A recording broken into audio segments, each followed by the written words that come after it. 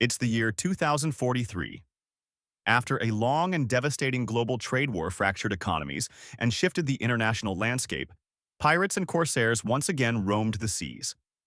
With petrol and the chemicals needed to build rechargeable batteries in short supply, people relied on sails to propel boats and makeshift cars built from the remnants of old machines.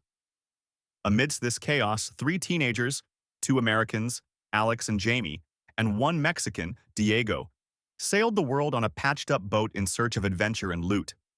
But now, stranded in Kuakata, Bangladesh, with their vessel in need of repair, the trio must win the annual Kuakata Windsprint race to earn enough prize money to pay Rafiq, the local mechanic. Just the day before, they were gifted a working race cart by Sabir, a former champion, to replace their sabotaged rig. Race day dawned in Kuakata, beneath an amber sky and a horizon smudged with dust and gust. The mood in Rafiq's shop, however, was grim.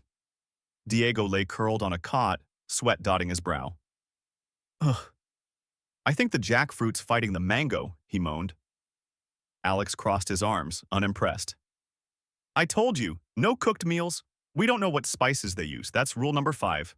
Rule number 5. Jamie frowned. "So what now?" "We need 2 racers per cart." Alex sighed. "You're up. Diego's our land specialist, but you know how to catch the wind." Jamie nodded. "Then let's sail this track like it's the Adriatic." At the starting line, the Americans rolled up in Sabir's cart. Naveed, Rafiq's son, gave them a friendly nod. His siblings, Farzana and Sami, cheered from the crowd. The race launched.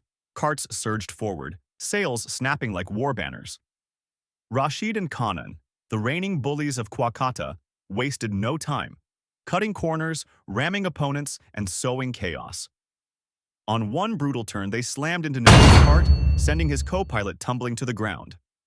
Alex and Jamie moved fast, swerving between danger to shield Naveed and keep him in the race. "I know we agreed not to punch locals when we get somewhere new," Alex muttered. "But those two should be fair game by now." Jamie clenched the wheel. "And risk disqualification? Nope. We need that prize." The course turned into a dogfight. Wheels screeched, sails whipped, and the lead flipped between the Americans and the bullies like dice at a gambler's table. The midday heat shimmered off the sand, igniting tension as tempers flared. Then, just before the final downhill stretch, Kanan reached beneath his seat and pulled out a metal beam. "Time to crush their hopes," he growled, and clank struck the American's rear wheel. It bent, wobbled, and somehow held. Jamie barked, "Alex, follow my lead. Shift the weight forward." He climbed mid-cart, gripping the sail and shifting their balance toward the front wheels like a daredevil captain in a storm. Alex mirrored the move, heart thumping. They surged forward. "Jamie, that's too much. We're gonna flip," Alex shouted as the rear axle lifted off the ground. "Got it. Dialing it back," Jamie responded, adjusting their weight just in time. Rashid made one final push, but misjudged the angle. His cart wedged itself beneath the American's damaged axle, locking him in place. Then, in a dramatic gust, Naveed's cart slingshotted past both of them. His tires hummed like a war drum and the crowd roared. Final results. Naveed, first. Americans, second. Bullies, third. Their damaged cart hobbled across the finish line, missing a wheel, missing their best driver, and still, they'd made it. Jamie collapsed into a squat, rubbing his sore legs. "We lost. All that, and we still lost." Rafiq strode toward them, grinning. "Don't worry about the boat, son. It's fixed." Jamie blinked. "What?" "The old pirates, yeah, those pirates, brought me the parts while you were prepping. I got it done quick. Had to keep my Farzana away from that Diego." Diego weakly waved from the cot. "Oh, come on. I'd make a great son-in-law." Later, Alex approached Sabir. "We couldn't secure the win." Sabir patted his shoulder. "You brought honor back to the Windsprint, and rumor is, those cheaters are finally getting banned." As the celebration gave way to twilight, the 3 OG pirates finally stepped forward. Salted beards, weathered grins, and eyes like ocean storms. Their captain asked, "That well-equipped crew you tangled with, What do you know about them? Alex straightened. We're pretty sure they were British corsairs. High-tech ship, cloaking tech, composite bows, 12 men, all in uniform. The captain nodded grimly. They were tormenting our coast for nearly a year. Trade's been booming since you disabled their ship. But our sources say, he paused, they're not affiliated with the British government. All three boys widened their eyes. They belong to an organization that call themselves the Pirate Nation, recruiting every corsair and rogue they deem worthy, offering power, weapons, and access to tech arsenals. He lowered his voice. And the crew you faced? They're back at sea. This time, they want revenge. Alex exchanged glances with Diego, who groaned again. Jamie pulled out a small map, eyes narrowing. The winds were shifting. Again. Weeks passed since the Kuakata Windsprint, but victory was only the beginning. The three OG pirates, Mujibur, the sharp-eyed Bangladeshi captain, Ramon, the Spaniard, always rigging kites and gliders from scrap, and Isha, the quiet navigator with a knack for stars and sabotage, had taken the Americans under their wing. Under their mentorship, Alex honed his tactical instincts. Jamie learned to sail like a shadow in the wind. And Diego, finally recovered, spent afternoons sketching glider designs with Ramon while asking about Spanish courtship traditions. Farzana still on his mind. They trained in secret coves, practiced evasive maneuvers, learned how to rig sails with stealth in mind. But when the trio finally parted ways with the older pirates, setting sail alone once more, the horizon did not stay empty for long.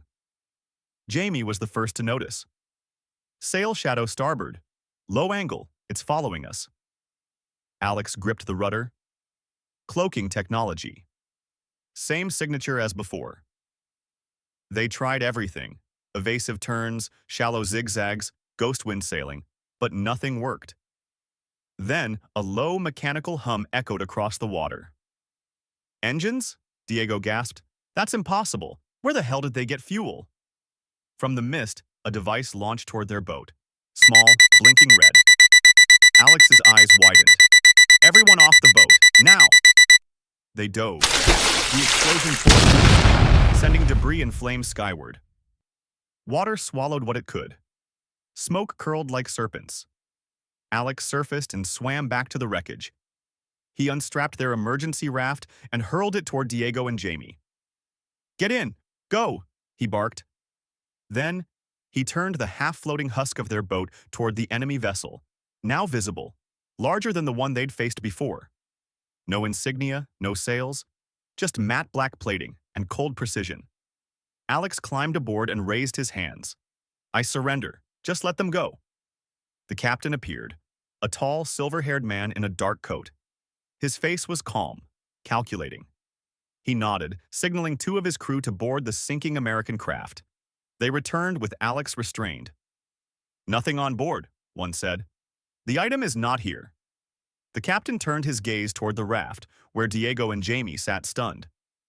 He raised a sleek sidearm, took aim, and fired. The bullet punctured the raft's side. Air hissed. Fabric folded. No! Alex screamed, just before a baton struck his temple and dropped him to the deck.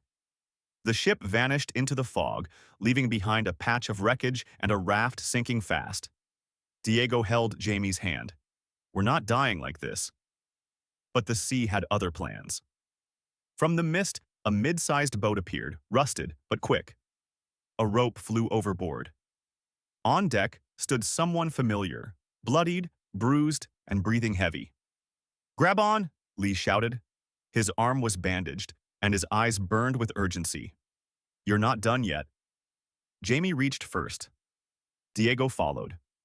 As they climbed, waves swallowed the last of the raft behind them. Lee looked down at them. I lost my crew. They trashed our boat, as if they were looking for something. Alex was gone, and whatever the cloaked ship was searching for, the hunt wasn't over.